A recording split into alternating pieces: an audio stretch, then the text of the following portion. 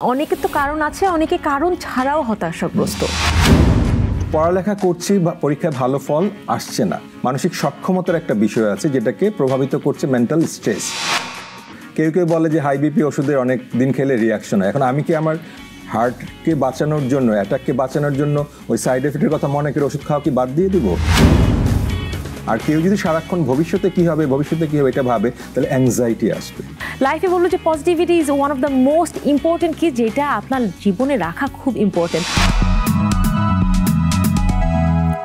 শুরু করছি আমাদের আজকের অনুষ্ঠান ঘরমন জানালা। আমি রয়েছি আপনাদের সাথে পিয়া জানাতুল এবং আমাদের সাথে আজকে রয়েছেন মোহাম্মদ মকসুদ মালিক। তিনি সাইকোথেরাপিস্ট, মনোবিকাশ ফাউন্ডেশন, ঢাকা থেকে। কেমন আছেন? আমি ভালো আছি, আপনি কেমন আছেন? জি ভালো আছি। ইনফ্যাক্ট আজকে আমরা দর্শকদের একটু বলে দিই আমরা আজকে কোন টপিকটা নিয়ে কথা বলবো। দর্শক আপনারা জানেন আমাদের এটা হচ্ছে মানসিক স্বাস্থ্য বিষয়ক অনুষ্ঠান এবং সেটারই কোর টপিক নিয়ে আজকে কথা বলবো। মানসিক স্বাস্থ্য, মানসিক স্ট্রেংথ, এবং মানসিক স্ট্রেংথ থাকলে ডেফিনেটলি চাপ তো কিছু থাকবেই, সেই স্ট্রেসটাকে আপনি কীভাবে আপনার স্ট্রেংথ করতে পারবেন সেটা নিয়ে আজকে কথা বলবো। আমি যদি আলাদা করে স্পেসিফিক্যালি বলতে চাই মানসিক স্বাস্থ্য, এটা কি বলবেন? ওকে, সো এটা আসলে খুবই একটা সহজ বিষয়, কিন্তু আমাদের কিছু সীমাবদ্ধতা আছে। মানসিক স্বাস্থ্য নিয়ে সেভাবে আলোচনা হয় না, এবং শারীরিক স্বাস্থ্যের বিষয়টা যেভাবে আলোচিত হয় এটা খুব একটা ফোকাসে আসে না। আমরা এখানে এটা আসলে কিনতে পাওয়া যায় না। হ্যাঁ, শারীরিক সক্ষমতার জন্য তো খাবার কিনে আনি, তাই না? কিন্তু মানসিক স্বাস্থ্যের বিষয়টা বুঝতে হলে এখানে সবসময় যে অর্থবিত্তের প্রয়োজন হয় তা না, এটা আপনি কিন্তু ক্রিয়েট করতে পারেন। যেমন এটা একটা জায়গা হচ্ছে যে সৃষ্টির সেরা জীব হিসাবে মানুষের জন্মগতভাবেই কিছু সক্ষমতা নিয়েই সে পৃথিবীতে আসে। জি, সেটা হচ্ছে তার মানসিক স্ট্রেংথ, যেটাকে বলি আমার সক্ষমতা। তো যে মানুষটার মানসিক স্বাস্থ্য ভালো, সে তার মানসিক সক্ষমতাটাকে উপলব্ধি করতে পারে। মানে তার যতটুকুই আছে না কেন, যে অবস্থায় থাকুক না কেন, আমার ভিতরে একটা পাওয়ার আছে, এটা ফিল করতে থাকে। নাম্বার 2, আপনি বলেছিলেন শেষের যে অংশটা আছে চাপ, অর্থাৎ বেঁচে আছি মানে চাপ, কাজ আছে মানে চাপ, আমাদের শ্বাস প্রশ্বাস নিচ্ছি মানে চাপ। তার মানে প্রত্যেকটা মানুষেরই স্বাভাবিক চাপ মোকাবেলার একটা শক্তি আছে, এটাও মানসিক স্বাস্থ্যের একটা অংশ। বাট যে কোনো ধরনের স্ট্রেস যদি আমি ম্যানেজ করতে পারি তাহলে আমার মানসিক স্বাস্থ্য ভালো, এবং যখনই আমি স্ট্রেস ম্যানেজ করতে পারবো না তার মানে তখনই আমার মানসিক স্বাস্থ্য কি খারাপ? বুঝতে হবে প্রভাবিত শুরু হয়েছে, যে এটার অনেকগুলো প্রভাব আসবে। একটা হচ্ছে এটা যখন আমি চাপ ম্যানেজ করতে পারছি না, আরেকটা হচ্ছে আমি যখন সবসময় ডাউন ফিল করছি, যে আমাকে দিয়ে কোনো কিছু হবে না, আমি পারবো না, আমি শেষ হয়ে গেছি, এই স্ট্রেংথটা ডাউন ফিলিং হওয়া শুরু করছে। দুটা বিষয়। আরেকটা আছে রিলেশনশিপগুলো মেনটেন করতে পারছি না, যার সাথে লেগে যাচ্ছে, অথবা আমি বলছি যে আমার প্রয়োজন নাই, আমার জীবন থেকে তাই গুড বাই বলে দিচ্ছি। অনেক দ্রুত রিলেশনশিপগুলো থেকে বের হয়ে আসতেছি, নিজেকে আইসোলেটেড করছি। ওইটাও কিন্তু একটা ইন্ডিকেশন যে আমার মানসিক স্বাস্থ্য ভালো নাই। কিন্তু যারা সম্পর্কগুলো, অনেক ধরনের সম্পর্কের চাওয়া পাওয়া পূরণ হয় না, কিন্তু হুট করে বলে না যে এই সম্পর্ক আমার লাগবে না, ম্যানেজ করতে পারে সম্পর্কগুলোকে কেয়ার করে, হুট করে বলে দেয় না যে তোমাকে আমার প্রয়োজন নাই, বরং সম্পর্কের আপস অ্যান্ড ডাউনস থাকবেই, তার ভিতর দিয়ে সে ম্যানেজ করতে পারছে। আরেকটা হচ্ছে সে একই জায়গায় স্থির থাকবে না, জীবনে অনেক পরিবর্তন সাধিত করতে পারবে, অল্প অল্প করে পিছিয়ে যাচ্ছে আবার এগিয়ে যাবে, এবং সে ফিল করবে মানুষ হিসাবে কোনো না কোনোভাবে পৃথিবীতে সে কন্ট্রিবিউট করছে। আমরা অনেকে বলি যে তুমি কি করছো, আমরা হয় না যে হয়তো হাজব্যান্ড অথবা ওয়াইফ কেউ চাকরি করছে, একজন ঘরের কাজ করে, আমরা ঘরে কি কাজ করো, বাট ওইটাও কিন্তু একটা প্রোডাক্টিভিটি। সো সেটাও কিন্তু তার দিনের কাজের একটা সফলতা আছে। তার মানে আমি কিছু কন্ট্রিবিউট করছি, এই ফিলিংটা থাকতে হবে ভিতরে। আই এম নাথিং, যখন এই ধরনের ফিলিং আসবে বুঝতে হবে আমার মেন্টাল হেলথটা বাধাগ্রস্ত হচ্ছে। জি, আমি যদি মানসিক স্বাস্থ্যের খুব বড় একটা জিনিস বলি, এখনকার জেনারেশনের মধ্যে আমরা দেখতে পাচ্ছি সেটা হচ্ছে ডিপ্রেশন। বেশিরভাগ মানুষ খুবই হতাশাগ্রস্ত, এবং অনেকের তো কারণ আছে, অনেকে কারণ ছাড়াও হতাশাগ্রস্ত। এই যে ডিপ্রেশন যেটাকে বলি, সেটাকে নিয়ে যদি আপনি কিছু বলতেন। মানে যেখানে আশা আছে সেখানে নিরাশা বা হতাশার বিষয়গুলো থাকবে, এগুলো কিন্তু পাশাপাশি, দিনের পরে রাত আসে, তাই না? ভালো মন্দ, সাদা কালো, মুদ্রার এপিট ওপিট আমরা বলি, তাই না? তার মানে আমার যেখানে আশা আছে, প্রত্যাশা আছে, সে প্রত্যাশা কিন্তু 100% পূরণ হয় না, তাই না? আমি আপনাকে জিজ্ঞেস করলাম কেমন আছেন, আপনি আমাকে উত্তর দিলেন না। আমার আশা কি ছিল যে আপনি বলবেন হ্যাঁ ভালো আছি, অথবা রেসপন্স করবেন যে আমি কথা বলছি আপনি মাথা নাড়ছেন, আমার কিন্তু প্রত্যাশা পূরণ হচ্ছে, তাহলে মন খারাপের বিষয় ঘটছে না।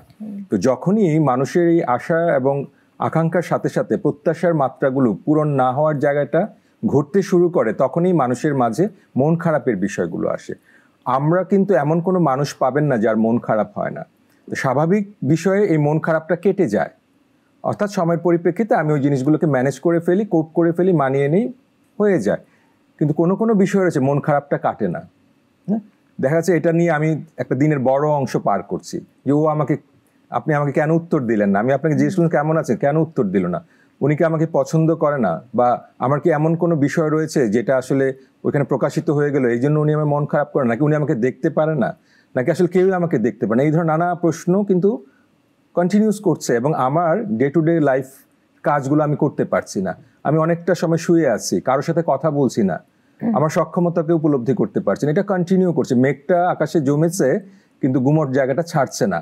আর আগেরটা বলেছিলাম মেঘের কেটে গেছে, সূর্যের আলো চলে এসেছে, মন ভালো হয়ে গেছে। কিন্তু ওই যে আশা আকাঙ্ক্ষার যে ব্যালেন্স করতে পারলাম না, তখন আমার সেটা মন খারাপটা দীর্ঘস্থায়ী হয়। তার মানে তখন আর মন খারাপের জায়গায় নাই। এই জিনিসগুলো যখন আমি ম্যানেজ না করতে পেরে আমার নিজের অবস্থানটা ডাউন হয়ে যাচ্ছে এবং অনেক কিছু থেকে আমি নিজেকে গুটিয়ে নিচ্ছি, তখন বুঝতে হবে এটার মন খারাপের জায়গায় নাই, এটা হয়তো বা একটা ডিপ্রেশন, যেটাকে আমরা বলছি বিষণ্ণতার দিকে টার্ন করছে।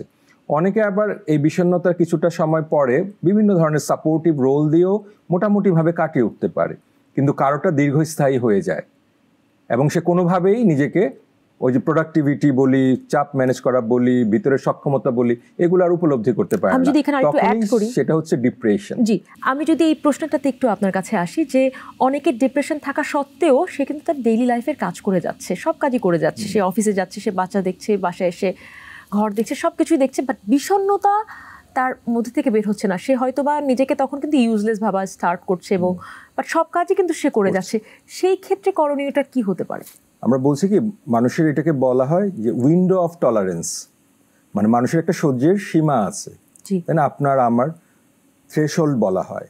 তো আপনি যেটা বলেছেন, সে কাজ করছে মানে সে থ্রেশহোল্ডের মধ্যে রয়েছে, কিন্তু একটা সময় দেখা যাবে সেই উইন্ডো অফ টলারেন্স থেকে হয় অনেক ঊর্ধ্বে চলে গেছে, এটা বলে হাইপার বলে, অথবা খুব ডাউন হয়ে গেছে, এটাকে ডিপ্রেসিভ ফেজ বলে আর কি।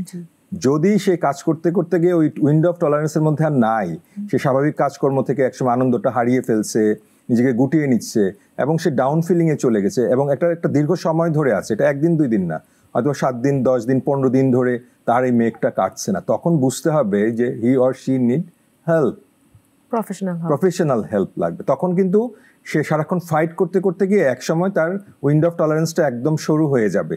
তখন সে এই বিষণ্ণতাটা নিয়ে একসময় মনে করবে যে আমার বেঁচে থেকে লাভ নেই, সারাক্ষণ মনে হয় যে মৃত্যু হলে ভালো হতো, জীবনটা অর্থহীন, এই ধরনের কিছু কথাবার্তা আচরণে ফোকাসড হওয়া শুরু করবে। তখন আসলে তার আমরা মেডিকেল মডেলের যে হেল্পটা বলি, সাইকিয়াট্রিক হেল্প তার লাগতে পারে, এবং এটা গেলে ওটা স্ক্রিনিং করবে, তাকে করে দেখবে তার এটা কি প্রাথমিক ধাপে আছে, নাকি মোটামুটি ম্যানেজেবল, নাকি একদম সিভিয়ার পর্যায়ে চলে গেছে। তখন সেটার ওই অনুযায়ী তার ব্যবস্থাপনায় যেতে হবে। আমি যেটা শুনেছি, যেটা সাইকিয়াট্রিস্টরা সবসময় বলে, যে 2 সপ্তাহের বেশি ডিপ্রেশন থাকলে অবশ্যই তাদের একজন মনোরোগ বিশেষজ্ঞের কাছে যাওয়া উচিত। মানুষ তো মনোরোগ বিশেষজ্ঞ বা নিজের মানসিক স্বাস্থ্যের ব্যাপারে একটু হলেও অনেকখানি উদাসীন শারীরিক স্বাস্থ্যের ব্যাপারের থেকে। আদৌ কি যায় মানুষ 2 সপ্তাহ ডিপ্রেশন? এখন আসলে আমাদের যে প্র্যাকটিস থেকে যে লার্নিংটা হচ্ছে বা এক্সপেরিয়েন্স হচ্ছে, এখন মানুষের একটা মোটামুটি সচেতনতা তৈরি হয়েছে নানাভাবে আর কি। হ্যাঁ, ওরা হয়তো বা বিষয়টাকে এইভাবে মানে প্রফেশনালি একদম জেনে বুঝে হয়তো বা তারা আসছে না, কিন্তু এমনও হয়েছে যে আশেপাশের মানুষজন যারা খুব কাছের মানুষ, তারা বলার পরেও কিছুটা অনুপ্রেরণা পায় যে ঠিক আছে, আমি তো এটা পারছি না, যাই। এটা হলো একটা ইস্যু। কেউ কেউ আছে এখন অনেক ধরনের আপনাদের মতো অ্যাওয়ারনেস প্রোগ্রাম করছে, সেখান থেকেও কিন্তু তারা এই বিষয়টা জানছে। আর কোনো কোনো ক্ষেত্রে দেখা যায় এই প্রোগ্রামগুলোতে সরাসরি প্রশ্ন উত্তরের একটা ধারাবাহিকতা তৈরি হয়েছে, কিন্তু ফলে মানুষ এই বিষয়গুলো অনেকভাবেই মোটামুটি কানেকশনে আসছে। ফলে দেখা যায় একটা অংশ কিন্তু এখন আসে। আর চিলড্রেন বা অ্যাডোলেসেন্স যেটা বলি, তারা অনেক সময় এই বিষয়টাকে ওইভাবে সিরিয়াসলি নিতে চায় না, কারণ তারা ভাবে আমরা এটাকে কাভার করতে পারবো। এই ক্ষেত্রে প্যারেন্টরা এখন একটা ভূমিকা রাখছে, কারণ আমাদের প্যারেন্টিং নিয়েও কিন্তু কিছু সাইকো এডুকেশন বলি যে বিজ্ঞানসম্মত মেসেজ কিন্তু বিভিন্নভাবে দেওয়ার চেষ্টা করা হচ্ছে। ফলে সে বিষণ্ণতা বা ডিপ্রেশন এই ইস্যুটাকে একদম বেস ধরে না আসলেও সে কিছু প্রবলেম ফেস করছে, তার বন্ধু বান্ধবের সংখ্যা কমে যাচ্ছে, অথবা যারা তার নিকট মানুষ রয়েছে তাদের সাথে তার কথাবার্তা বলছে না, সম্পর্কের একটা ডাউন ফিলিং হচ্ছে। এই ধরনের ইস্যুগুলো নিয়ে ভেবেচিন্তে কিন্তু আমাদের কাছে অ্যাটলিস্ট ভাবছি ওষুধের কাছে না খাই, একটা সাইকিয়াট্রি বাট সাইকোলজি বা এই ধরনের বিষয় থেকে বিবেচনা করে অ্যাটলিস্ট গিয়ে কথা বলি, এই অ্যাওয়ারনেসটা সাথে আসছে কিন্তু মানুষজন। তখন আমাদের যারা প্রফেশনাল আছি তখন এটা নানাভাবে প্রশ্ন করে তার সাথে কথা বলে সময় একটু পার হওয়ার পরে বুঝতে পারি যে এটা কি আসলে শুধুই মন খারাপের ইস্যু তৈরি হয়েছে, নাকি এটাকে আরেকটা বলে ক্লিনিক্যাল ডিপ্রেশন, যেটা কাটছে না। একটা হচ্ছে ইভেন্ট বেস, আমার একটু প্রত্যাশা অনুযায়ী প্রাপ্তি হলো না, বরং মন খারাপ হলো, এইটা না। এরপরে সে বুঝতে পারে যে না, আমার এই ইস্যুটা তৈরি হয়েছে, এবং যখন সে কথা বলতে শুরু করে তখন তার মাঝে, যেহেতু আমাদের একটা স্পেস দেওয়া হয় যে অনেক কথা আমরা শুনি বলি না, কিন্তু তখন সে দেখতে পারে যে তার এই ইস্যুটা নিয়ে তার অনেক কিছুতে প্রবলেম হচ্ছে আসলে। তখন যখন সে এটা বুঝতে পারে এবং ভাবে যে এটা একটা পরিবর্তন সম্ভব কোনো কোনো ক্ষেত্রে মেডিকেশন ছাড়াই, তখন কিন্তু তারা আরও বেশি স্বতঃস্ফূর্ত হয় যে না ঠিক আছে, এটা সিভিয়ার যায়নি, আমি যদি মনে হয় কাউন্সিলিং নিয়ে সাইকোলজিস্টের কাছে এসে আমি সেটাকে মীমাংসা করতে পারবো, তখন এই বিষয়গুলো নিয়ে তারা কিন্তু আমাদের কাছে আসে। তবে সংখ্যা যে অনেক বেশি বা আগের চেয়ে পরিবর্তন হয়েছে, আমরা অনেকদিন ধরে প্র্যাকটিসে আছি, তো এখন কিন্তু প্র্যাকটিস সেশনগুলোতে আমরা মোটামুটি এই ধরনের মানুষ যারা নিজেকে একটুখানি গুরুত্ব দিচ্ছে বা নিজের মানসিক স্বাস্থ্যকে একটু ভাবছে, তারা কিন্তু মোটামুটি আছে আর কি। আরেকটা পজিটিভ হয়েছে যে যারা সাইকিয়াট্রি এবং সাইকোলজিস্টের মধ্যে আগে একটা দ্বন্দ্বের মতো হয়তো বা ছিল যে কথা দিয়ে কি আর অসুখ ভালো হয়, বাট এটার অ্যাওয়ারনেস যখন বেড়েছে, এখন সাইকিয়াট্রিস্টরাও যেটা শুধুমাত্র কাউন্সিলিংয়ের মাধ্যমে সমাধান করা যাবে, ওনারা কিন্তু সরাসরি আমাদের কাছে পাঠাচ্ছে, বলে আপনি আগে ওষুধটা আমি দিচ্ছি না, এটা একটা ভালো চেঞ্জ। ফলে মানুষ কিন্তু আশ্বস্ত হচ্ছে যে শুধু প্রয়োজন না হলে ওষুধ দিয়ে দিচ্ছে না, এটাও মানুষের মাঝে একটা পজিটিভ ভাইব তৈরি করছে। আবার আমরাও যখন মনে করছি যে শুধু কাউন্সিলিং হবে না, কারণ সে একসময় বিশ্বাসটা হারিয়ে ফেলবে যে আমি তো ভালো হচ্ছি না, আমরা কিন্তু তখন লিঙ্ক করে দিই যে আপনার এটার পাশাপাশি মেডিসিন লাগবে। এই সামগ্রিক কার্যক্রমগুলো মানুষের মাঝে কিছুটা হলো আগের চেয়ে মেন্টাল হেলথ নিয়ে অথবা এই ডিপ্রেশন ইস্যুগুলো বা আদার্স ইস্যুগুলো নিয়ে প্রফেশনাল হেল্প নেওয়ার মানসিকতাটা কিছুটা হলো পরিবর্তন হয়েছে। ইনফ্যাক্ট আমি এখানে একটু অ্যাড করতে চাই, বিভিন্ন সময় বিভিন্ন ধরনের মানুষ মনে করেন যে মানসিক স্বাস্থ্যের ওষুধ খেলে সুইসাইডাল টেন্ডেন্সি চলে আসবে বা অনেক ধরনের সমস্যা হবে, সাইড এফেক্ট হবে। তো সেখান থেকে আমার মনে আছে আমি আমাদের প্রোগ্রামে আমি আরেকজন ডক্টরকে জিজ্ঞাসা করেছিলাম, সাইকিয়াট্রিস্টকে জিজ্ঞাসা করেছিলাম, আপনি যদি একটু বলতেন আপনার জায়গা থেকে যে এই ওষুধগুলো তো অ্যাকচুয়ালি অনেক গবেষণার ফলে এবং সাইড এফেক্ট যেন না হয় একটা মানুষকে ভালো করার জন্য তৈরি করা হয়, এরকম তো না যে খারাপের জন্য। তো সেইখান থেকে আপনি একজন সাইকোথেরাপিস্ট হিসাবে আপনি কতখানি রেফার করবেন? ওকে, যদি আমরা ওইভাবে বলি, দেখেন আপনি শারীরিক সমস্যার জন্য কিন্তু ওষুধ নেন, সেটাতে কিন্তু আমরা স্বতঃস্ফূর্ত, জি, কখনো কখনো আমরা নিজেরাই ডাক্তারি করি, বেশিরভাগ সময়। তো একটা ওষুধ খেলো, একটা মানুষের ওষুধটা খাওয়ার পরে একটু সমস্যা হয়তো হতে পারে, তাই বলে এটা না তো যে সবার জন্য এই সমস্যাটা হতে পারে, এইটারও কিন্তু ব্যবস্থাপনা রয়েছে। তো মেন্টাল হেলথ প্রফেশনাল হিসেবে যখন সাইকিয়াট্রিস্টরা ওষুধগুলো প্রদান করেন, তখন ওনারা কিন্তু অনেক সময় অনেক কিছু ইনফর্ম করেন। আর যদি কোনো কারণে সাইকিয়াট্রিস্টের যাওয়ার আগে আমাদের কাছে যখন ক্লায়েন্টরা আসেন, আমরা কিন্তু সাইকো এডুকেশন বলি, বিজ্ঞানসম্মত শিক্ষার প্রসেস হিসাবে আমরা কিন্তু তাদেরকে এই ওষুধগুলো নিয়ে অনেক ইনফরমেশন দিয়ে থাকি, যে এইটার কিভাবে কাজ করবে, কিছু হলে কিভাবে ওরা কমিউনিকেশনে আবার চলে যাবে, হঠাৎ করে ওষুধ বন্ধ করলে কি সিমটমগুলো দেখা দিবে। মনে করেন যে সাইকিয়াট্রিস্ট একটা ওষুধ দিয়েছেন, ফলে যাকে দিয়েছেন উনি ওটা খাওয়ার ফলে একটু ঘুম বেশি হচ্ছে, উনি হয়তো বা প্রশান্তি পাচ্ছেন, কিন্তু আশেপাশের মানুষ বলছে ও কত বেশি ঘুমাচ্ছে কেন, এটা ওষুধের সাইড এফেক্ট। কিন্তু ইটস টোটালি রং, কারণ ওষুধটার ম্যানেজমেন্টের একটা পার্টও হচ্ছে তার একটু ঘুম বেশি হবে। এই যে একটু বেশি ঘুমাচ্ছে, তার ব্রেন কেমিক্যালের চেঞ্জেসের জায়গাগুলো কিন্তু আস্তে আস্তে সে কোপ করতে অথবা ওষুধ কাজ করা শুরু করেছে। অ্যাবসলিউটলি। এবং সেখানে যদি আরেকটা জিনিস বলি, আপনি যেটা বললেন যে সব ক্ষেত্রে না, বাট কিছু কিছু ক্ষেত্রে খুবই রেয়ার, যদিও হয়তোবা একটা ওষুধের সাইড এফেক্ট হতে পারে বা ওষুধটা হয়তোবা তার অন্যভাবে রিয়াকশন করেছে তার বডিতে, সেটা তো আমাদের নর্মাল, আমরা যে কোনো একটা মেডিসিন আমাদের শারীরিক সমস্যার ক্ষেত্রেও যদি খাই, মাঝে মাঝে হয় না যে আমার এই ওষুধটা, আমার একটা অ্যালার্জি আছে, এটা আমাকে স্যুট করেনি, স্যুট তো না করতেই পারে। সেক্ষেত্রে অবশ্যই আপনাদের দর্শক যেটা করতে হবে, you have to go back to the doctor, you have to go back to the psychiatrist, যে এই ওষুধটা আমাকে কাজ করছে না। কিন্তু আপনি যদি ডক্টরের কাছে না বলেই আপনি যদি অন্য ডক্টরও বারবার চেঞ্জ করেন, সেটাও কিন্তু সবসময় ফলপ্রসূ না, মাঝে মাঝে ডোজ কমিয়ে বাড়ানোর অনেক ব্যাপার থাকে। সব এটা ডক্টরকে আমরা বারবার বলি যে কোনো ধরনের অসুবিধা আপনি ফিল করলে আপনি সরাসরি আপনার ডক্টরের কাছে কথা বলবেন। এবং এখন আমরা যে সাইকিয়াট্রিস্টের সাথে কথা বলি, ওনারা কিন্তু অনেক বেশি পজিটিভলি এই বিষয়গুলোকে হ্যান্ডেল করে। প্রয়োজনে ফোন, SMS তো এখন আছে, হোয়াটসঅ্যাপ নাম্বার থাকে ওনাদের, সাথে সাথে রিপ্লাই দেয় যে ঠিক আছে আপনি এটা স্টপ করেন, আপনি আবার আসেন, অথবা আপনি ডোজটা কমিয়ে দেন। ফলে এই সমস্ত বিষয়টা ফুললি সায়েন্টিফিক কিন্তু এটা। ফলে শরীরের আমার হাই বিপি আছে, আমাকে একটা ওষুধ খেতে হয়। এখন কেউ কেউ বলে যে হাই বিপি ওষুধের অনেক দিন খেলে রিয়াকশন হয়। এখন আমি কি আমার হার্টকে বাঁচানোর জন্য, অ্যাটাককে বাঁচানোর জন্য ওই সাইড এফেক্টের কথা মনে করে ওষুধ খাওয়া কি বাদ দিয়ে দিব?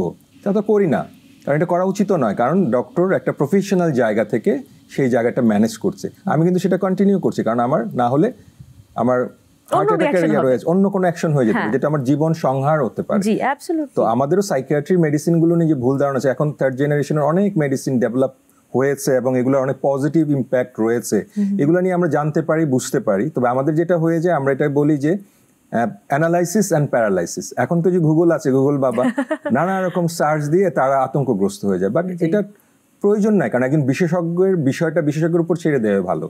আমি এটা নিয়ে সারাদিন গুগলে গিয়ে সার্চ করি এটা সাইড এফেক্ট কি, এটা এক একটা রিয়ার ঘটনায় সেভাবে এটা বোধহয় জেনারেল এবং একটা এক্সপার্টের কাছে যখন আমি যাচ্ছি ওই বিশ্বাসটা নিয়েই কিন্তু যাওয়া উচিত। আমার মনে হয় আমরা ছোটবেলা না, আমি বলছি কি যে আমরা একটা ডাক্তারের কথা সবসময় বলতাম যে ডাক্তারকে বিশ্বাস করা এবং ডাক্তার যে হেসে দুটো কথা বলছে ওখানে হাফ রোগ ভালো হয়ে যেত। ওখানে এই যে জায়গাটা খুব ইম্পর্টেন্ট। এতগুলো কথা বলার একটাই কারণ দর্শক, অ্যাকচুয়ালি সচেতনতা বাড়ানো এবং আমাদের ওষুধ সম্পর্কে, মনের ওষুধ সম্পর্কে যেই ভুল ভ্রান্তিগুলো আছে সেগুলো ভাঙারই একটা অংশ ছিল আমাদের আজকের এই একটু আগে আমরা যে কথাগুলো বলছিলাম। মালিক ভাই, আরেকটা জিনিস নিয়ে কথা বলতে চাই, সেটা হচ্ছে এই যে স্ট্রেস ম্যানেজমেন্ট। আমি আপনাকে বলছিলাম যে স্ট্রেস ম্যানেজমেন্ট নিয়ে আমরা আগে আলাদাভাবেই কথা বলবো। মাঝে মাঝে দেখা যায় যে স্ট্রেস ম্যানেজ না করতে পারার জন্য আমার একটা মানুষেরও যদি দেখি যে কোনো হয়তো বা সমস্যা নাই, সে সব দিক দিয়ে মানসিকভাবে শারীরিকভাবে সুস্থ আছে, কিন্তু তার ক্যারিয়ার ওয়াইজ হোক, তার পার্সোনাল লাইফে হোক, এত বেশি স্ট্রেস সে ঠিকঠাক করতে পারছে না এবং সব দিক দিয়ে উলট পালট হয়ে যাচ্ছে। সেই ক্ষেত্রে আপনি কি বলবেন? এই যে স্ট্রেস ম্যানেজমেন্ট, এটা কি part of mental health game? Of course, কারণ আমরা যদি বডির স্ট্রেসটাকে অনুভব করি তখন কিন্তু আমরা হয়তো বা কেউ আছে যে একটু চা খেলো, কেউ আসলো যে একটা ন্যাপ নিয়ে নিল, কেউ আসলো যে একটুখানি হেঁটে আসি। আমরা কিন্তু সেইভাবে শরীরের চাপটাকে কিন্তু ম্যানেজ করার ইয়ে করি। আর মেন্টাল স্ট্রেস তো এইটা আসলে বলেছি যে আমি বেঁচে আছি মানে আমার একটা স্ট্রেস আছে, কাজ আছে। মানে যার স্ট্রেস নেই বলতে হবে যে ইনএসেন্স যে সে বোধহয় কাজ করে না, কিন্তু তারপরে আমি যদি কাজ করছি, মানে আমি নিঃশ্বাস নিচ্ছি, মুভ করছি, কোথাও না কোথাও একটা চাপ কিন্তু অনুভূত হয়। এখন আমরা যদি এই জিনিসটাকে রিয়েলাইজ করা, একটা হয় কি বলে যে তরুণদের বলবে আমার কোনো স্ট্রেস নাই, হ্যাঁ, সে ভাবে যে শারীরিক শক্তি দিয়ে বোধহয় মানসিক জায়গাটাকে ফাইট করতে পারে, কিন্তু সেই ফাইটেরও কিন্তু একটা লিমিট রয়েছে। আমরা একটু আগে বলছিলাম যে আমার একটা থ্রেশহোল্ড আছে, উইন্ডো অফ টলারেন্স আছে। আপনি যখন কাজের মধ্যে রয়েছেন দেখবেন দিন শেষে মনে হচ্ছে আমি ঠিক মতো প্রোডাক্টিভ যা করছি সেই জিনিসটা পাচ্ছি না, পড়ালেখা করছি বা পরীক্ষায় ভালো ফল আসছে না। বুঝতে হবে কিন্তু এইখানে আমরা বলছি এর সাথে যুক্ত মানসিক সক্ষমতার একটা বিষয় আছে যেটাকে প্রভাবিত করছে মেন্টাল স্ট্রেস, আমার আবেগ এবং চিন্তাকে। তার মানে আমি দেখছি ফলাফল আসছে না, আর কেউ যদি বলে তুমি বোধহয় একটু মেন্টাল স্ট্রেসে আসো, সে আমাকে নেগেটিভলি বলতে পারে, আপনি বুঝতেছেন না। কিন্তু সায়েন্টিফিকলি যদি বিশ্লেষণ করা যায়, তার একটা হিস্ট্রি নেওয়া যায়, দেখা যাবে যে কোনো না কোনোভাবে তার এই সাকসেস হচ্ছে না, প্রোডাক্টিভিটি হচ্ছে না, এর পিছনে একটা চাপ কাজ করছে, যেটা তার ইমোশন অথবা কগনিশন বলি আমরা, আবেগ এবং চিন্তাকে প্রভাবিত করছে। তো আপনি যদি কোনো কারণে আপনার আবেগ চিন্তাকে ফুললি অ্যাপ্লাই করতে না পারেন তাহলে তো প্রোডাক্টিভিটি পাবেন না। তাহলে একজন স্টুডেন্ট ওই রেজাল্টটা পাচ্ছে না কেন, সেটাকে নিয়ে যদি ভালোভাবে বোঝা যায়, প্রেশার ক্রিয়েট না করে, তাহলে দেখা যাবে তার কিছু কিছু জায়গা থেকে স্ট্রেস হচ্ছে। হয়তো বা কোনো একটা সাবজেক্ট সে পছন্দ করে না, কঠিন মনে হয়, এই জিনিসটা চিন্তা করলেই তার মাঝে স্ট্রেসের মাত্রা বেড়ে যাচ্ছে। তখন কিন্তু সে ওইখান থেকে পজিটিভ রেজাল্ট পাবে না। এখন তার যে ভীতিটা আছে, এই ভীতিটা তার স্ট্রেসের কারণ। আমি কি এখানে বলতে পারি যে পজিটিভ রেজাল্ট থাকার পরেও আমি কনসিকুয়েন্সও পাচ্ছি, ভালো রেজাল্টও পাচ্ছি, কিন্তু স্ট্রেস কমছে না, সেই ক্ষেত্রে কি করা যেতে পারে? এটা খুব যদি সহজ ভাষায় বলি যে আমি যখন কোনো কারণে স্ট্রেস রয়েছে তখন আমার ব্রেন কেমিক্যালের একটা চেঞ্জ হয়, কিছু হরমোনাল চেঞ্জ হয় আর কি। সেটার একটা নির্ধারিত মাত্রা পর্যন্ত মনে হচ্ছে আমি ভালো আছি, কিন্তু সেটার আধিক্য যখন আসে তখন আমাদের ইন্টারনাল কিছু চেঞ্জেস হয়। আমাদের ব্লাড প্রেশার বেড়ে যায়, আমাদের কোলেস্ট্রল হাই হতে পারে, কারো ডায়াবেটিস থাকলে সুগার বেড়ে যেতে পারে, কারো ঘুম নষ্ট হবে, কারো হজমে সমস্যা। অনেকে বলে না যে আমার খাবার হজম হচ্ছে না, গ্যাস তৈরি হচ্ছে, কিন্তু কোনো ডক্টর ধরতে পারছে না, কিন্তু সে কিন্তু কাজটা করছে, কিন্তু এটা নিয়ে তার একটা দুশ্চিন্তা। স্ট্রেস রিডিউস না করলে কিন্তু তার ওই জিনিসটা ম্যানেজ হবে না। এবং ডক্টরও কিন্তু আপনি যে এন্ডোস্কোপি করেন বলবে যে আপনার সব কিছু ওকে আছে, তার স্ট্রেস আরও বেড়ে গেল, সে কাজ করতে দেখা যায় তার ব্যাক পেইন হচ্ছে, সে অনেক ডক্টর দেখিয়েছে, স্পেশালি কমছে না। এখন কিন্তু ওই ডক্টররা বলেন যে প্লিজ আপনি একজন মনোবিদের সহযোগিতা নেন। আমরা সময় রেগে যায় যে আপনি রোগ ধরতে পারছেন না, আমাকে বলছেন। উনি কিন্তু সবকিছু করছে, যে আমি কেন মনোবিদের কাছে যাব, কারণ তার বডিতে কিছু স্ট্রেসের ফলে কিছু পেইন ক্রিয়েট হয়ে গেছে।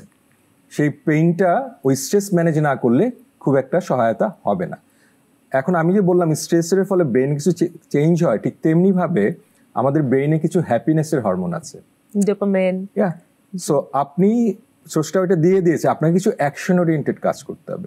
তো আমি তো সারাদিন যে কাজগুলো করছি, বলা হয় আমরা অনেক বেশি কাজ করি ফর ডুইং, মানে ওইখান থেকে কিছু পাবো বৈষয়িক অর্থে, কাজের ফলাফল, রেজাল্ট, ইনকাম। কিন্তু কিছু কিছু বিষয় রয়েছে বিইং, মানে সোলের জন্য করতে হয়, এবং সেটা করলে আমাদের ওই ব্রেন কেমিক্যালের হ্যাপিনেসের হরমোনটা চেঞ্জ হয়, যেটা ফর বিইং, আত্মা। জি।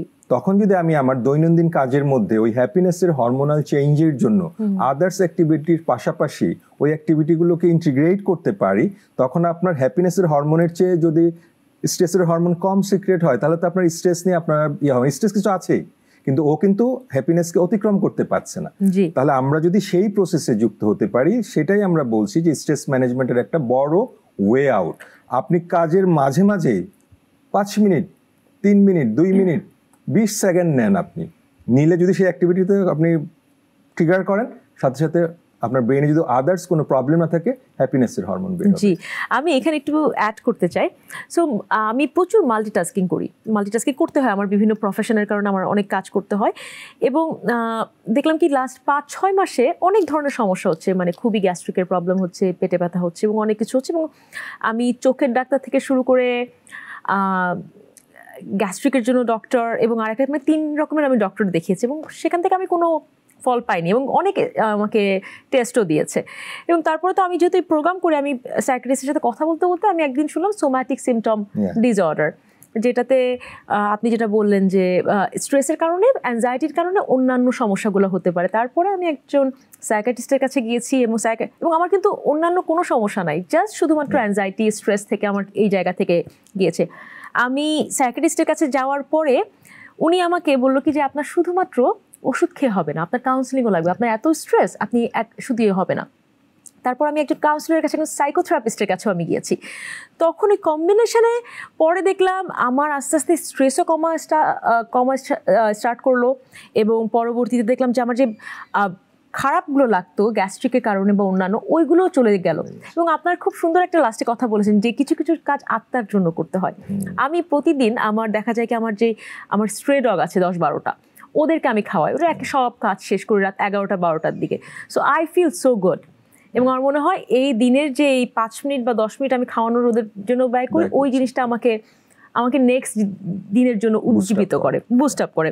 তো এই যে ইনফ্যাক্ট আমি মেন্টালি খুবই বোল্ড এবং খুবই যে অনেক কিছু কোপ আপ করতে পারি এরকম একজন মানুষ। আমি যখন বলেছি আমার ফ্রেন্ডদেরকে, আমার আত্মীয় স্বজনদেরকে যে আমি সাইকিয়াট্রিস্টের কাছে যাচ্ছি, তুমি সাইকিয়াট্রিস্টের কাছে যাচ্ছ, তুমি তো সব কিছু ম্যানেজ করতে পারো বা তুমি সব কিছু নিয়ে পারবে। তো তখন আমার মনে হলো যে না, মানে আমার মতো একজন মানুষের বলা উচিত যে জীবনে এমন কিছু সময় আসতেই পারে সেখানে আমি হয়তো বা আমার একজন প্রফেশনাল হেল্প দরকার, আমি সবসময় যে ম্যানেজ করতে পারবো নট নেসেসারি। এবং এই অ্যাকসেপ্টেন্সটা আপনার ফেইলিয়ারের মাঝে মাঝে, যে আপনি নিজে ফেল করেছেন, পারছেন না, আপনার যে প্রফেশনাল হেল্প দরকার, সেই কারণেই সে এক্সপার্ট, এই অ্যাকসেপ্টেন্সটাও নেওয়াটা খুব জরুরি আমার মনে হয়। এবং যে কোনো মনোরোগ বিশেষজ্ঞের কাছে গেলে প্রথমেই বলে যে আপনি যেটা ফিল করছেন ওটাকে অ্যাকসেপ্ট করেন, তারপর আপনি সামনের দিকে এগোন। ওয়েল ভিউয়ার্স, যারা যারা আপনারা আজকে শুনছেন তাদেরকে এই কথাগুলো বলার কারণ হচ্ছে যে আপনি যেটা মালিক ভাই প্রথমের দিকেই বললো, যে আপনি যে যখন একটা মনোরোগ বিশেষজ্ঞের কাছে যাচ্ছেন, দ্যাট ডাজেন্ট মিন আপনার মানসিক কোনো একটা খুব বড় ধরনের বা কোনো একটা সমস্যা আছে। এটাও হতে পারে আপনার রাগ বেশি বা আপনি কোনো একটা দুশ্চিন্তায় আছেন, আপনি সেখান থেকে বের হতে চান, বিকজ এই ছোট একটা দুশ্চিন্তা আপনার অন্যান্য লাইফের যে কাজগুলা সেগুলো নষ্ট করে ফেলবে।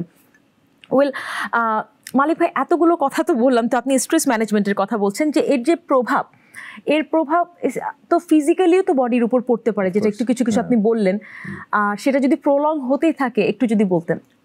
যদি ফিজিক্যাল কন্ডিশনে যদি বলি আমরা, যেমন একটা বিরক্তি ভাব থাকবে, এটা কিন্তু মনে হচ্ছে মেন্টাল, আসলে ফিজিক্যাল কোনো ধরনের প্রেশারের কারণে আমার বিরক্তি ভাবটা আসে, ঘুম নষ্ট হয়ে যাবে, আপনি পিঠে ব্যথা, মাথা ব্যথা অনেকের রয়েছে, তারপরে হজমের সমস্যা আছে, এই যে এই বিষয়গুলো আছে এগুলো কিন্তু দীর্ঘদিনের মেন্টাল স্ট্রেসের একটা বহিঃপ্রকাশ ফিজিক্যাল কন্ডিশনের জন্য।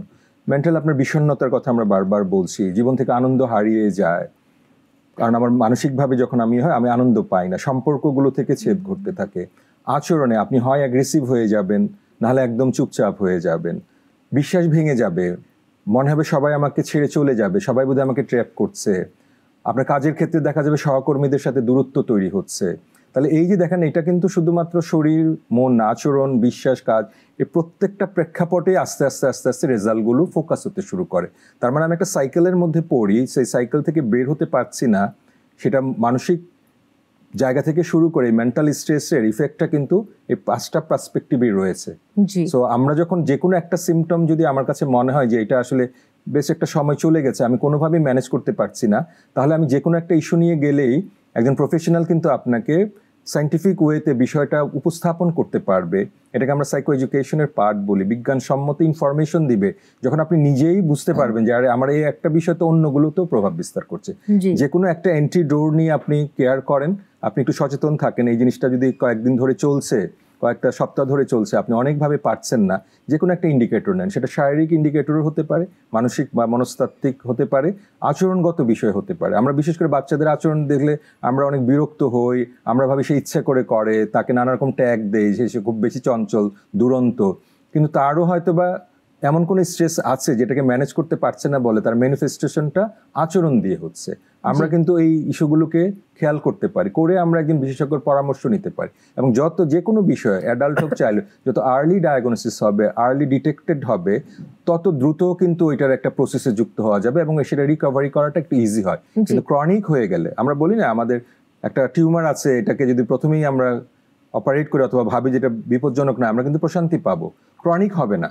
ঠিক তেমনিভাবে মনের ক্ষেত্রেও, মনের যে ইস্যুগুলো রয়েছে সেটাও যদি আমরা প্রাথমিক পর্যায়ে দিই তাহলে সেটা ক্রনিক হবে না, আমাকে সারাক্ষণ যুদ্ধ করতে হবে না, জুঝতে হবে না। তো এই আর্লি ডিটেকশনের জন্য সিমটমগুলো শরীর, মন, আচরণ, বিশ্বাস কেউ বারবার বলছে আপনাকে আমাকে দিয়ে মনে হবে না, আমরা বলি কি না হবে হবে হবে, কিন্তু সে তো ভিতর থেকে কোথাও না কোথাও তার একটা দীর্ঘদিনের ক্ষয় তৈরি হয়ে গেছে।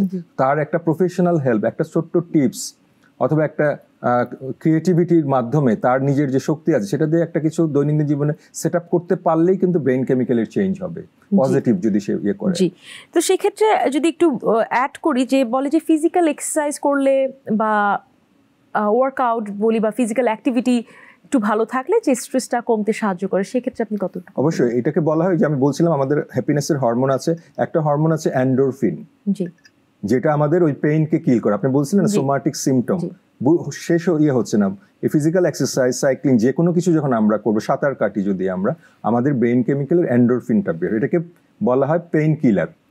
আপনি এমনি পেইন কিলার কিন্তু খাওয়াটা সবসময় বলা হয় যেটা খেলে আমাদের কিডনি বা আদার্স ইয়ে হতে পারে, এটা কিন্তু অ্যালাউ করে না ডক্টর। আমরা অনেকে লুকিয়ে খাইয়ে করি, বাট এটা কিন্তু ইফেক্টিভ না, কোনো কোনো ক্ষেত্রে বিপজ্জনক। কিন্তু ন্যাচারাল যে এন্ডোরফিন আছে, আপনি যদি এক্সারসাইজ বা শরীর চর্চার মুভমেন্টের মধ্যে যুক্ত হন, তখন সেটা পেইনকে কিল করবে, আরেকটা করবে আপনার ইমিউনিটি সিস্টেমকে গ্রো করবে, রোগ প্রতিরোধ ক্ষমতাটাকে বাড়িয়ে দিবে। এবং এইখানে আরেকটা বলবো যে এন্ডোরফিনের আরেকটা আধার হচ্ছে হাসির চর্চা করা। আমরা বলি না, একসময় কিন্তু বলা হতো হাসি রোগের মহৌষধ, আমরা এটাকে ভাবতাম যে, কিন্তু সাইন্টিফিক ব্যাখ্যা আছে, এই হাসবেন যখন আপনি, তখন স্বতঃস্ফূর্ত ভাবে, জোর করে না, আপনার ব্রেন থেকে এন্ডোরফিনের সিক্রেশন হবে, তখন সে কিন্তু আপনার ওই পেইনটাকে কিল করবে, ইমিউনিটি সিস্টেম গ্রো করবে। তার মানে হাসি হচ্ছে রোগের মহৌষধ, তবে এটা জোর করে না। অ্যাবসলিউটলি, আমি এই কারণেই হাসলাম। মালিক ভাই ঠিক যেভাবে বললো যে জোর করে না, স্বতঃস্ফূর্তভাবে হাসা লাগবে। আমি বিভিন্ন বিউটি কন্টেস্টে গিয়েছি, তো সেখানে আমাদেরকে শেখানোই হতো ঘন্টার পর ঘন্টা আপনি কিভাবে এরকম করে আপনি হাসতে পারবেন জোর করে। তো ওরকম করে হাসলে হবে না, আপনার মন থেকে খুশি হয়ে হাসতে হবে, তাহলে আপনার এন্ডোরফিন হয়তো হরমোনটা বাড়বে। বলা হয় যে আপনার, এই যেটাকে বলেছেন যে একটা সময় দাও, আমরা এটাকে বলি যে সে তত বেশি মেন্টালি ডিসিপ্লিন যে যত দ্রুত নিজেকে রিল্যাক্স করতে পারে। রিল্যাক্টেন্ট কিন্তু না, ক্যালাস না, রিল্যাক্স। আমি বাস্তবে আছি কিন্তু আমি রিল্যাক্স করতে পারি। তার মানে এটাকে যদি আমরা খুব সহজভাবে বলি যে একটু ব্রিদিং করা, ব্রিদিং এক্সারসাইজ বলি, জোরে শ্বাস নেওয়া, কয়েক সেকেন্ড ধরে রাখা, তারপর ছেড়ে দেওয়া। হ্যাঁ, আপনি চোখ বন্ধ করে জাস্ট নিজের সাথে কানেক্টেড হন, আমার ব্রেইন, আমার হার্ট, যে প্রত্যেকটা মোমেন্টে আমাকে হেল্প করছে। Just close your eyes and connect with your brain and heart and just give 10 seconds, 20 seconds, it's okay. So stress কমবে। এবং যখন আপনি এটা প্রতিনিয়ত প্র্যাকটিস করবেন, এটাকে বলা হয় অটো পাইলটিং। একসময় আপনি না চাইলেও দেখবেন আপনার ব্রেইন, আপনার হার্ট রিল্যাক্স হওয়া শিখে গেছে। তো আপনি যত বেশি এটাতে এক্সপার্ট হবেন, তত বেশি মেন্টালি ডিসিপ্লিন হবেন। তার মানে আমরা কিন্তু ছোট থেকে বড় হওয়ার সময় স্কুল, কলেজ, বাসা সারাক্ষণ বলে ডিসিপ্লিন হও, ডিসিপ্লিন হও। কিন্তু আপনি মেন্টালি ডিসিপ্লিন হওয়ার এই রিল্যাক্সেশন টেকনিক শিখে গেলে অন্য ডিসিপ্লিন অটো আসবে। জি। নাম্বার 2 হচ্ছে যে আপনি যে কোনো সময় একটা পজিটিভ ভাষা ব্রেনকে দেওয়ার চেষ্টা করেন। যে কোনো স্ট্রেসের মোমেন্টে just think about what is the positive you have, অথবা what is the positive achievement, অথবা what is the positive person in my life. একটা পজিটিভ মোমেন্টকে রিকল করেন। যখন এটা দীর্ঘমেয়াদী করবেন, দেখবেন আপনার ব্রেইনটাও হবে সলিউশন সেন্টার ব্রেইন, যে সব কিছুর একটা সলিউশন খুঁজবে। নিজের এই স্ট্রেস ম্যানেজমেন্টের জন্য সেটা অনেক বেশি সহায়ক। কারণ আমরা কি করি, একটা সলিউশনের ভিতরে প্রবলেম খুঁজি। জি, এরকম অনেকে আছে যে প্রবলেম সেন্টার্ড হয়ে যায়। তো আপনার ভাষাটা কিন্তু ইম্পর্টেন্ট। সো আমরা যদি প্রতিনিয়ত বলি যে আমি পারবো, আমাকে দিয়ে হবে, আমি ব্লেসিং, মানে স্রষ্টার আশীর্বাদ স্বরূপ পৃথিবীতে আছি, আমাকে দিয়ে আমি যথেষ্ট বড় হয়েছি, এই যে কথাগুলোর চর্চা, এই বিষয়গুলোই কিন্তু আমাকে ইনস্ট্যান্ট একটা রিল্যাক্সেশনের জায়গায় নিবে। আরেকটা হচ্ছে, বেশিরভাগ সময় আমাদের স্ট্রেসের কারণ অথবা ডিপ্রেশনের কারণ হয় আমরা পাস্ট নিয়ে বসে থাকি অথবা ফিউচার নিয়ে বসে থাকি। তো বলা হয় একটা মানুষ যখন দিনের বেশিরভাগ সময় পাস্ট নিয়ে বসে সময় ব্যয় করে, তার ডিপ্রেশন হবেই। অবশ্যই আমরা পাস্ট নিয়ে ভাববো, কিন্তু আটকে থাকবো না। আর কেউ যদি সারাক্ষণ ভবিষ্যতে কি হবে এটা ভাবে, তাহলে অ্যাংজাইটি আসবে। তাহলে দেখেন এই দুইটাই কিন্তু আমাদের মাঝে স্ট্রেস তৈরি করবে। তার মানে সলিউশন কি, we need to B here and now. এই যে আমরা বসে আছি, এটাই বাস্তবতা। শ্বাস নিচ্ছি, এটাই reality. I need to be enjoy the present. তাহলে দিনের বড় সময়টা আমাকে প্রেজেন্টাল মোমেন্টে, মাইন্ডফুলনেস বলে, অনেক ধরনের টার্মিনোলজি আছে, যাই হোক না কেন, I need to be enjoy today. এই মানসিকতাটা তৈরি করতে পারলে আমাদের অ্যাংজাইটি এবং ডিপ্রেশনের ম্যানেজমেন্ট হলেই কিন্তু স্ট্রেসের অনেক কিছু কমে যাবে। এবং আমরা যখন প্রেজেন্টটাকে ইউটিলাইজ করতে পারবো, তখন একটা ফলাফল অবশ্যই আসবে। জি, সেক্ষেত্রে যদি বলি, আমাদের যদি ফলাফল যদি না আসতে থাকে, কন্টিনিউয়াস ভাবে না আসতে থাকে, একটা মানুষের মেন্টাল স্ট্রেংথে তো এটা বাধাগ্রস্ত হতেই পারে। এটার একটা বেসিক বিষয় রয়েছে। আপনাকে কি কখনো আপনার অভিভাবক বলেছে যে ফেল করো, ফেল করাটা, এই পরীক্ষায় পাশ করা লাগবে না? বলেছে কি কখনো? পাশ করতে হবে, ভালো নাম্বার পেতে হবে, ফার্স্ট হতে হবে, ভালো নাম্বার পেয়ে ফার্স্ট হতে হবে। Failure never accepted. তাহলে আপনি যে বলেছেন একটা মানুষ ফেইল হলে, এটা তো লাইফের পার্ট। তাহলে অ্যাকসেপ্টেন্সের জায়গাটা কিন্তু ক্রিয়েট না হলে, একবার ফেল করে কেউ হতাশ হতে পারে, আর কন্টিনিউয়াস করলে তো হবেই। তার মানে আমাদের যে আমরা বলি কি অ্যাটিটিউড, দৃষ্টিভঙ্গির পরিবর্তনটা জরুরি। তা না হলে কিন্তু আপনি স্ট্রেসে নানাভাবে ক্ষতিগ্রস্ত হওয়া শুরু। It's okay to sometime fail. আমাদের এই অ্যালাওয়ারটা তৈরি করতে হবে। সমাজে কোথাও ফেইলিওরকে অ্যাকসেপ্ট করে না, নানাভাবে ক্রিটিসাইজ করে। তার মানে আমাদের একদম আর্লি চাইল্ডহুড থেকে লাইফে যে ফেইল বলে একটা বিষয় রয়েছে, এই সোশ্যাল মেসেজটা কিন্তু তাকে দিতে হবে। তখন দেখা যাবে ফেল করলেও সেটাকে ফেস করা সে শিখে যাবে। এবং ফেইলিওর থেকেও যে লার্নিং নেওয়া যায়, সেটা নেক্সট টাইমে কগনিটিভলি স্ট্রং হয়ে ব্রেইনের জায়গা থেকে, চিন্তার জায়গা থেকে সে লার্নিংটাকে ইউটিলাইজ করা শিখে যাবে। ফলে সে ফেইলিওরের মধ্যে থেকে সাকসেস বের করে নিয়ে আসবে। বলা হয় every negative things as a positive intention. প্রত্যেকটা নেগেটিভ বিষয়ের একটা পজিটিভ ইন্টেনশন রয়েছে। আমি যদি সেটাকে পিক করতে পারি, তাহলে ফেইলিওর আমার জন্য চ্যালেঞ্জ হবে না। আদারওয়াইজ আপনি যেটা বলেছেন, অফকোর্স যদি তার এই ধরনের কোনো অ্যাকসেপ্টেন্স না থাকে এবং কন্টিনিউয়াস ফেইলিওর বিষয়টা তার জীবনে চলে আসে, তাহলে হতাশা তো আসবেই। কারণ সে যেমন চাপে আছে, অন্যরাও তাকে কিন্তু চাপে রাখবে যে you are a failure. Yeah, absolutely. In fact আপনি খুব সুন্দর করে একটা কথা বলেছেন যে প্রত্যেক নেগেটিভ জিনিস থেকে একটা পজিটিভ একটা কিন্তু ইন্টেনশন কিন্তু থাকেই। কিন্তু আমাদের দৃষ্টিভঙ্গি যেটা, সেটা পজিটিভ দিকের দিকে হতে হবে। যদি আমরা সলিউশন না খুঁজে শুধু প্রবলেমের দিকে যাই, সেটা কিন্তু আমাদের অলরেডি আমাদের মাথায় গেঁথে যায়, এবং সেক্ষেত্রে মানসিক, আজকে যে মানসিক স্বাস্থ্যের কথা বলছি, মানসিক চাপের কথা বলছি, মানসিক স্ট্রেংথের কথা বলছি, সবগুলোই কিন্তু ব্যাহত হবে। তো আমাদের খুবই ইম্পর্টেন্ট সব কিছুতে আমরা কিভাবে আমরা সলিউশনের দিকে ঝুঁকবো বা প্রবলেমের দিকে ঝুঁকবো না। সো এই পজিটিভ যে সাইনটা দেয়া মাথায়, এইটাও খুব ইম্পর্টেন্ট। তো আমি আরেকটা মালিক ভাই আপনার কাছে জিনিস জিজ্ঞাসা করতে চাই যে আমরা বলি যে একটা ভালো বই যদি দেখি, একটা ভালো সিনেমা যদি দেখি, ভালো বা একটা ভালো বই যদি পড়ি, বা খুব সুন্দর একটা গান যদি শুনি, আমাদের ইনস্ট্যান্টলি মাইন্ডটা ভালো হয়ে যায়। সেই ক্ষেত্রে আপনি কি দর্শকদের আপনি টিপস দিতে চাইবেন? অফকোর্স, কারণ আমাদের ব্রেইনের ভাষা রয়েছে, বলা হয় এটাকে অন্যভাবে বলা হয় NLP, নিউরো লিঙ্গুইস্টিক প্রোগ্রামিং। আপনি ব্রেইনকে যে ভাষা দিবেন, ব্রেইন সেটাকেই ক্যাচ করবে। সো আমি যদি মনে করি যে এই যে বললাম যে একটা টিউনিং, একটা সুর, একটা ছন্দ ভেরি পজিটিভ আমার জন্য লাইফে আনে, আমি সেই ব্রেইনে যদি সেই ভাষাটা দেই, ব্রেইন তো পজিটিভলি স্টিমুলেট হবে। আমি যদি সেই রকম একটা পজিটিভ বই বা যেটা আমার জীবনে আলোড়ন সৃষ্টি করতে পারে, আমি যদি সেটা পড়তে শুরু করি, আমার ব্রেইন কিন্তু সেই ভাষাটা নিবে। এই কারণে বলা হয় ল্যাঙ্গুয়েজ ইজ ভেরি ইম্পর্টেন্ট। শেষ বলে কিছু নাই, আপনি যে কোনো জায়গা থেকে শুরু করতে পারেন। দিন শেষে মনে হচ্ছে আমি এক্সস্টেড, আমি সাফোকেটেড, প্লিজ আপনি আপনার ওই যে আনন্দের যে কোনো একটা সুরের মানে টিউনিংটাকে শুরু করে দেন। এক সময় সেটা আমার ব্রেইন কেমিক্যালের চেঞ্জ পজিটিভলি করবেই। কারণ ব্রেইন আপনার সাথে কখনো বিপরীত কোনো কিছু দিবে না। আপনি নেগেটিভ চিন্তা করবেন আর পজিটিভলি আপনার ব্রেইন চেঞ্জ হবে ইম্পসিবল। জি, সেই ক্ষেত্রে আমি আপনার কাছে একটা নেগেটিভ, আপনি যেটা বলছেন নেগেটিভ চিন্তা করবেন আর পজিটিভ হবে, সেটা যেহেতু পসিবল না, তাহলে আপনার কাছে যদি একটু জানতে চাই যে মেন্টাল স্ট্রেংথের সাথে যদি মেন্টাল হেলথের, তাহলে আমাদের কোন জায়গাটাই যোগসূত্র, এটা যদি একটু বলতেন আমাদের। ওই যে আমরা বলছি মেন্টাল স্ট্রেংথ যেটা আছে সেখানে তিনটা ইস্যু আছে। একটা হচ্ছে জ্ঞান বা কগনিশন বলে, আরেকটা হচ্ছে আবেগ বা ইমোশন, আরেকটা হচ্ছে আচরণ বা বিহেভিয়ার। তাহলে দেখেন আপনার কগনিশন, ব্রেইনকে নেগেটিভ দিচ্ছেন, আবেগ কি হবে? নেগেটিভ হবে। আচরণ কি হবে? নেগেটিভ হবে। ব্রেইনকে আপনি পজিটিভ ল্যাঙ্গুয়েজ দিচ্ছেন, আপনার আবেগ কি হবে? পজিটিভ, বিহেভিয়ার হবে positive. So this is the connection.